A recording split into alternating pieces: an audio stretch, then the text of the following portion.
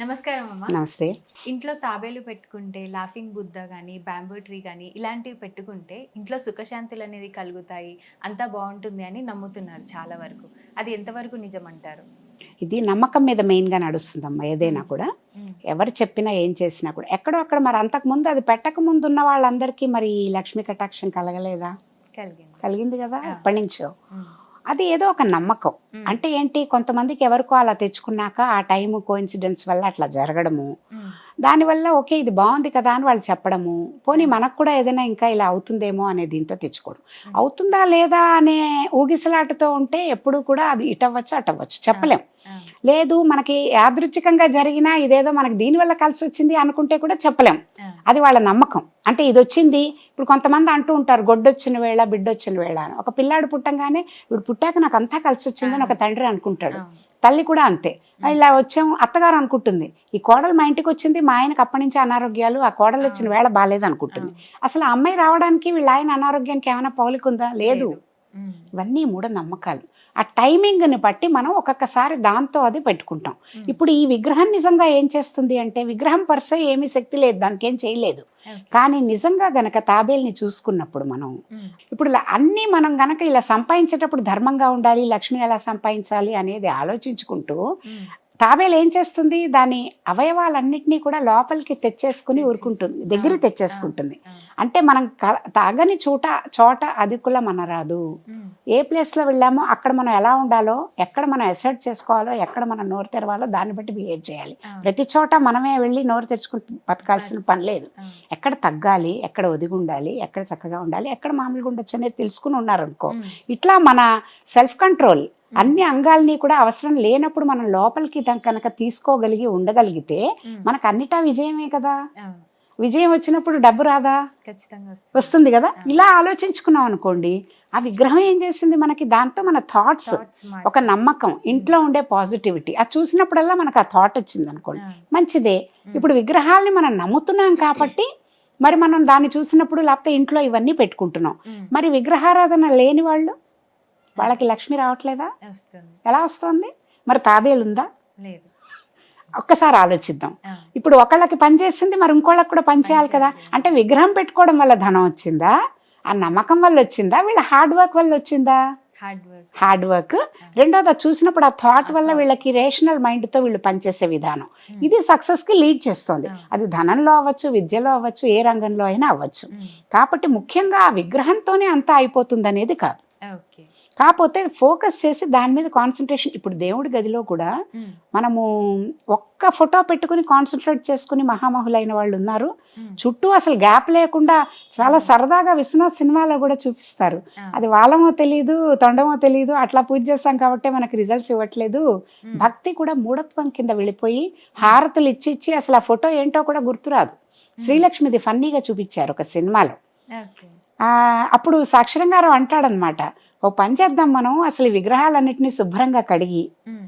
అసలు తొండం ఏంటో, తోకేంటో, ఏది హనుమంతుడో, ఏది వినాయకుడో చూసి సరిగ్గా పూజ పూజ చేస్తే చేస్తే అప్పుడు మనకు ఆ బెనిఫిట్ వస్తుందంటాడు. అది ఓకే. ఫన్నీగా అన్నా కూడా ఎంత కరెక్ట్ అది. ఆ! అంటే కొన్నిసార్లు ఇన్ని ఫోటోలు పెట్టుకునేసరికి మనకేమవుతుందంటే దేని మీద కూడా అటెన్షన్ ఉండట్ల, హ్మ్. కాన్సంట్రేషన్ ఉండట్ల. హ్మ్. ఎటో అదంతా అక్కర్లేదు. జస్ట్ నిలకడ కుదరడం కోసం నువ్వు ఒక ఫోటో పెట్టుకో, 2 ఫోటోలు పెట్టుకో. హ్మ్. దాని మీద తదేకంగా దృష్టి పెట్టుకుని ఆ భావనని మనసులో కూడా నింపుకుంటూ హ్మ్. దాన్ని ప్రే చేసుకుని, కాన్సంట్రేట్ చేసుకుని, మెడిటేట్ చేసుకుని, కాంటెంప్లేట్ చేసుకోగలిగితే ఓకే. అప్పుడు నువ్వు చేసే పని దేనికైనా కూడా రిజల్ట్ వస్తుంది. ఓకే. కన్‌ఫ్యూజ్డ్ మైండ్‌తో ఏం చేసినా కూడా నీకు రిజల్ట్స్ కూడా అలాగే ఉంటాయి. ఓకే. మంచవని, చెడవని. ఓకే. ఇది చెప్తుంది తప్ప ఒక చెట్టులోనో, లేకపోతే ఒక విగ్రహంలోనో వీటి వల్లే మనకు సక్సెస్ వస్తుందంటే మన మనుష్య ప్రయత్నం, పురుష ప్రయత్నం ఏమైంది? అవును. చాలామంది బతకస్తులు ఏమనుకుంటారు, అదోటి తెచ్చి ఇంట్లో పెద్దది పెట్టేసుకుందాం, అవును. రోజు పొద్దున్నే దానికి హారతి ఇచ్చేస్తే అయిపోతుంది అని. అయిపోతుంది. ఇది ఎలా ఉందంటే ఐఐటీలో నాకు సీట్ రావాలి అని అంటే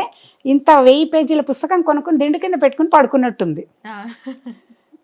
దాంట్లో ఉన్న చదువు నీ బుర్రకెక్కాలంటే నువ్వు కదా చదవాలి, చదవాలి. ఆ! నువ్వు కదా అనుభవించాలి. ఆ! దిండు కింద పెట్టుకుంటే నీకు తలలోకి వెళ్తాయా? లేదు. వెళ్ళదు. హ్మ్. మంత్రం కూడా అంతే. మంత్రం ఊరికే పుస్తకాల్లో బోలెడు మంత్రాలు ఉన్నాయి. హ్మ్. ఆ మంత్రాన్ని నువ్వు జపిస్తూ. ప్రాపర్‌గా నువ్వు నేర్చుకుని నువ్వు దాన్ని జపిస్తూ ఉన్నప్పుడు ఏమవుతుందంటే హ్మ్. నర్వస్ సిస్టమ్ ద్వారా దీనికి ప్రతి అక్షరంకి కూడా ఒక మూల నాడి ఒకటి ఉంటుంది. ఓకే. ఆ నాడి నుంచి మొత్తం సెంట్రల్ నర్వస్ సిస్టమ్ మొత్తం బాడీ అంతా కూడా వైబ్రేట్ అవుతుంది. హ్మ్.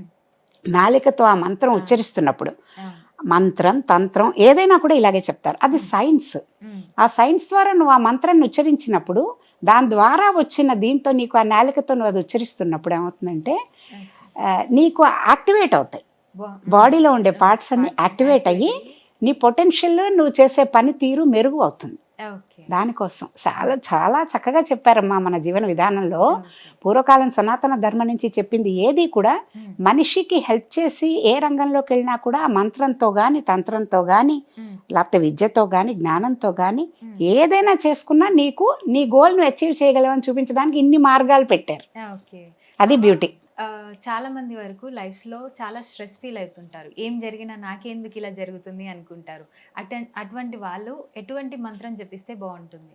అంటే మంత్రాలకు కూడా ఒక్కొక్క దానికి ఒక స్పెసిఫిక్ మంత్రాలు ఉన్నాయి. అది మనకి ఒక సైన్స్. ఓకే. ఇప్పుడు ఫర్ ఎగ్జాంపుల్ ధనం రావాలంటే ఒక రకమైన మంత్రం, విఘ్నాలు తొలగాలంటే గం గణపతయ నమః కొన్ని వేలు చేయమంటారు విఘ్నాలు తొలగాలంటే. అలాగే ఆరోగ్యం బాగాలేదు, ఇప్పుడు కోవిడ్ టైంలో మేము చూసాం అట్లా చాలా మందికి చెప్పి చేయించి కౌంట్ తీసుకుని చేయడం, కొన్ని కోట్లు చేసాం.